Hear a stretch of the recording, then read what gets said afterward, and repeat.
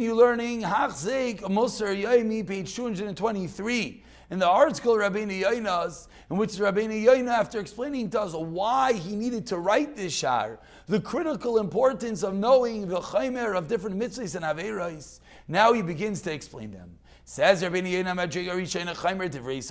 the first level that we're going to discuss is the chaimer, is the severity of the mitzvahs of different seifrim of dirabbanans. Says Rabeinu Yona, what is considered in this level? Why is this the lowest level? The Torah obligates us to listen to the takanas of the Nevi'im and the shayftim of the Torah. To listen to the words of the Chacham, and to observe the Gedarim, the safeguards. Do not deviate, do not turn from them right or left. Now, although it's a din daraisa that we're commanded by Torah to fulfill everything the Chacham have taught us, so Rabeinu Yona here is answering the $1 million question that even the Rabbanans contain loisasur, which is a daraisa. So what's the difference between a daraisa and a Rabbanan?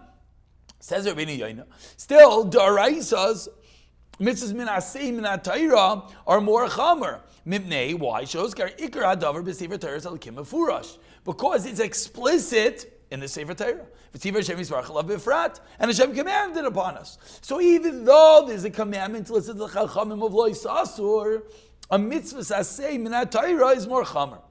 Continues Rabeinu Yona.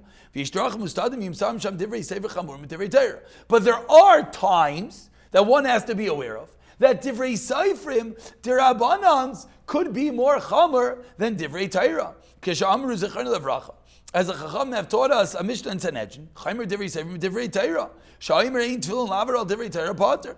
For if a Chacham, if an elder says that there's no mitzvah of tefillin, and therefore people transgress a clear din daraisa, he is pater from death.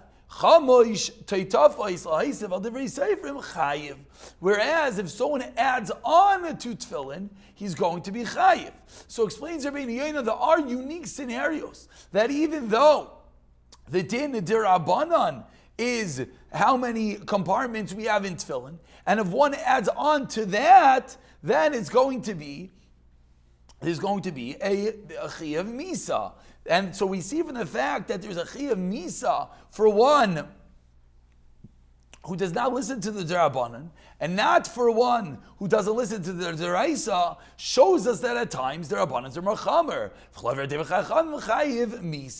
So says Rabeinu Yona, how does this play out? How is this lamaisa that we find that Rabbanans are sometimes more chamer than Daraisas? Says Rabeinu Yona,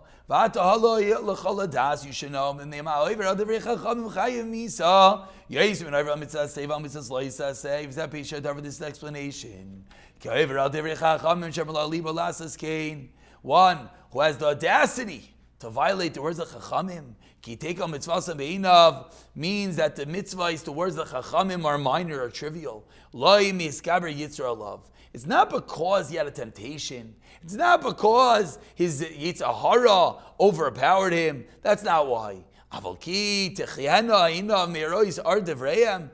he just doesn't care. No, it's a derabanan.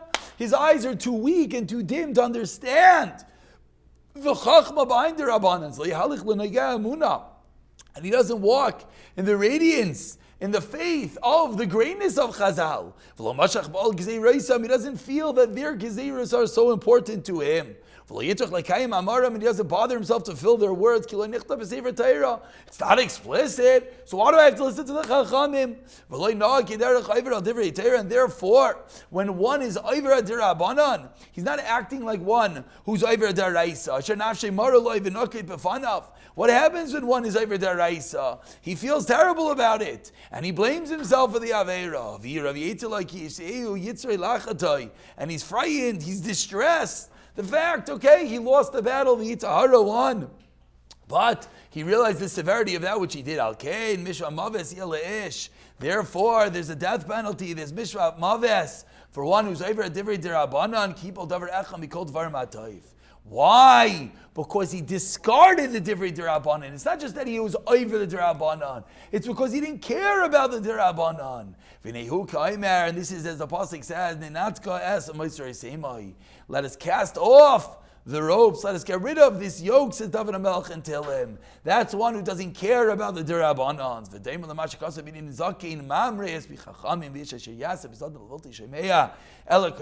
that's why at times being over the derabanan can be even more chamer than being over a de'araisa.